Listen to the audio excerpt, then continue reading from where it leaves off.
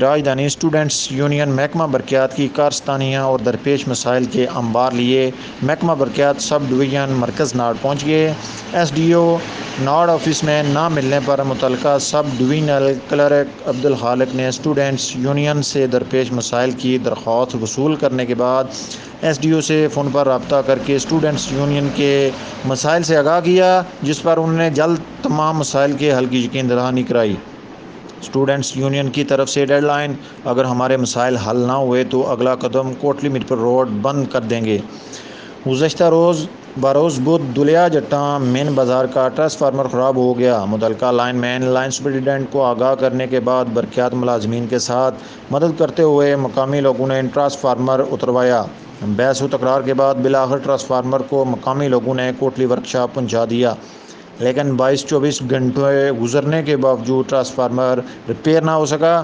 جبکہ ایک دوسری جگہ جرائی مین بازار میں بجلی سپلائی کرنے والے ٹرانسفارمر کا فیوز خراب ہونے کی وجہ سے شام سے رات 10 بجے تک برقیات کا ملازم دستیاب نہ ہو سکا۔ ایس ڈی او کو کال کرنے کے باوجود بھی کوئی خاطر خواہ فائدہ نہ مل سکا، جبکہ اس سے پہلے اسٹوڈنٹس یونین کی میٹنگ میں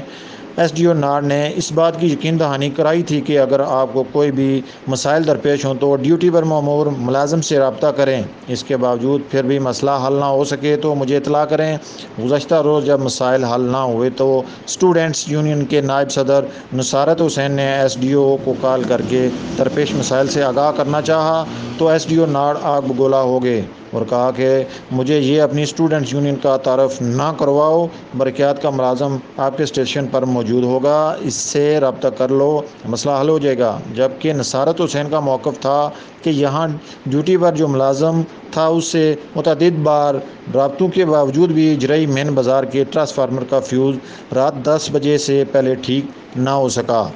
میڈیا ذرائع کے مطابق مذکورہ بالا ٹرانسفارمر کی ریپیئرنگ کا کام جاری ہے اور توقع ہے کہ آج کی تاریخ میں ٹرانسفارمر نصب کر کے بجلی کی سپلائی بحال کر دی جائے گی۔ علی وقاص علوی، کے ای نیوز، راجدھانی۔